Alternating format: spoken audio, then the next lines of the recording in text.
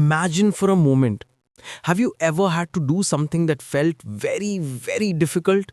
Something that made your tummy feel all knotted up and your heart beat like a little drum against your ribs? Perhaps it was standing up to someone who was being unkind, or telling the truth when it was hard, or even just trying something new that you were scared of failing. A long, long time ago, a great warrior, a prince named Arjuna, felt just like this. But his problem was much, much bigger. Imagine a huge dusty field stretching as far as your eyes can see. On one side, a massive army, and on the other, another massive army. The air is thick with tension. You can hear the nervous neighing of horses and the clinking of armor. This is the battlefield of Kurukshetra. Arjuna is sitting in his magnificent chariot pulled by powerful white horses. He's known as the greatest archer in the world. His bow, the Gandiva, is in his hands, but it feels heavy, so heavy today. His best friend, his guide, the wise and gentle Krishna is holding the reins of the chariot, his face calm like a still lake. Krishna drives the chariot to the middle of the field, right between the two armies. And Arjuna looks. He looks closely at the faces of the soldiers he's meant to fight. The eyes of Arjuna fill with tears. Krishna, look there is my great-grandfather Bhishma, my teacher Drona, who taught me how to hold this very bow, and my cousins, my own brothers, standing there, ready to fight me. My hands are trembling. My throat feels dry. I cannot do this. What good is a kingdom if I have to win it by hurting the people I love? It is better that I run away. I will not fight. Arjuna's shoulders slump. The great warrior looks like a lost child. He puts his bow down. Krishna turns to him. There is no anger in his eyes, only deep understanding and a gentle smile. Krishna's tone of voice now, calm, reassuring. Arjuna, my dear friend, why this sadness at this moment? Look at what you are seeing. You see bodies, you see grandfathers, teachers, cousins, but that is not who they truly are. It is not who you truly are. Krishna waited a moment, letting his words settle. Think of it like this. Every morning you choose clothes to wear. At night you take them off. The next day you wear new clothes. Are you the clothes? No. You're the one who wears them.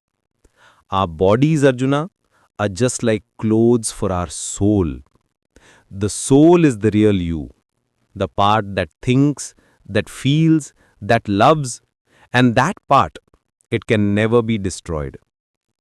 It was never born, and it will never end. It just is. So, do not grieve for something that is only like an old shirt being discarded. Arjuna listened. His confusion was still there, but a tiny seed of understanding had been planted. But Krishna, he said, even so, it is my duty to fight, to cause all this pain. And here, Krishna shared a secret not just for Arjuna, but for all of us. A secret that can make any hard task feel a little lighter.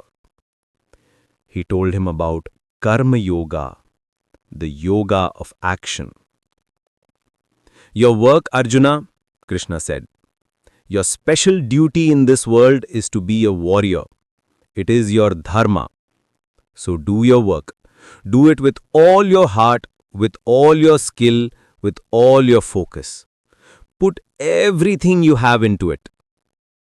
But, and this is the most important part, the result, the prize, whether you win or lose, let that go. Do not worry about it. Do not be attached to it. Think of it like this. Imagine you're planting a mango seed. Your job is to dig the hole, place the seed gently, cover it with soil, and give it water and sunshine every day. You do your part with great love and care. Now, whether that seed grows into a huge tree with hundreds of sweet mangoes or a small plant with just a few, that is not entirely in your hands. The sun, the rain, the soil, so many things play a part. Your real joy should not come from counting the mangoes at the end. Your joy comes from the act of planting, of watering, of caring for the seed every day. When you do your homework, do it to learn something new, to make your brain stronger. Don't do it just for the good grade. When you play a game with your friends, play your best because it is fun to play. Don't play only to win the trophy. This is a kind of superpower. When you stop worrying about the result, all the fear and pressure melts away, and you are free to just do your best. And often that is when the best results come anyway. Arjuna was starting to understand, but he still felt his emotions were like a wild storm inside him.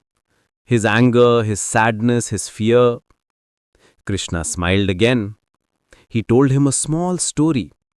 He said, "There was once a happy little turtle who lived in a beautiful clear pond. A fish swam up to him one day and asked, 'Mr. Turtle, this pond is so small. Don't you wish you lived in the big lake over the hill? It is so much grander.' The turtle slowly blinked its wise old eyes.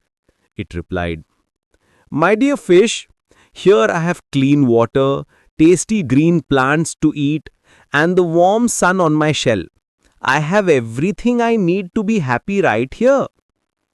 The turtle knew the secret. Real happiness wasn't in a bigger pond. It was inside its own heart. And you see, Arjuna, the turtle has another secret.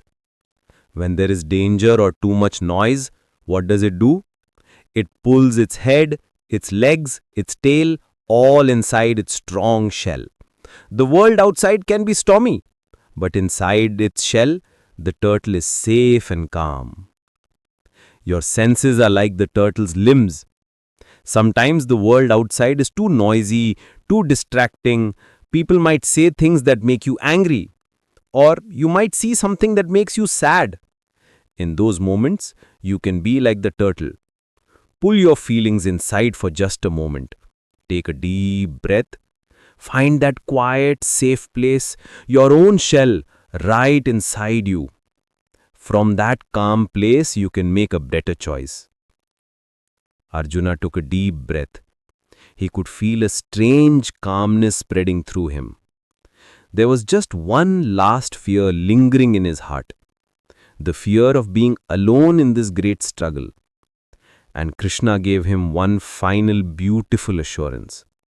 He told him a story that has been told for generations. A man was walking on a beach, and he could see two sets of footprints in the sand.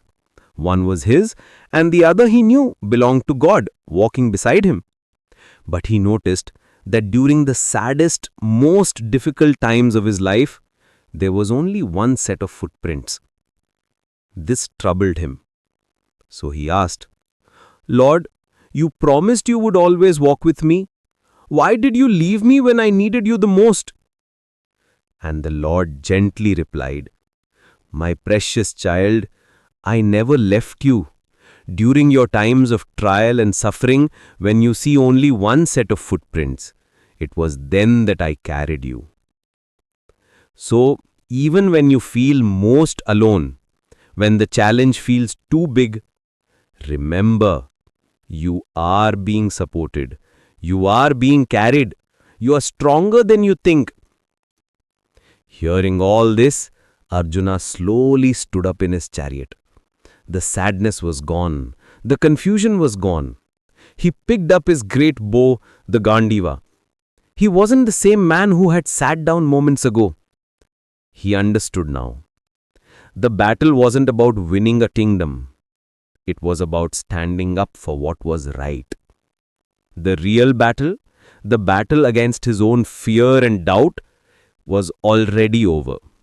He had won it right there in the chariot, before a single arrow had been fired. And so, my dear friend, the Bhagavad Gita, the song of Krishna, is not just a story about a war from long ago.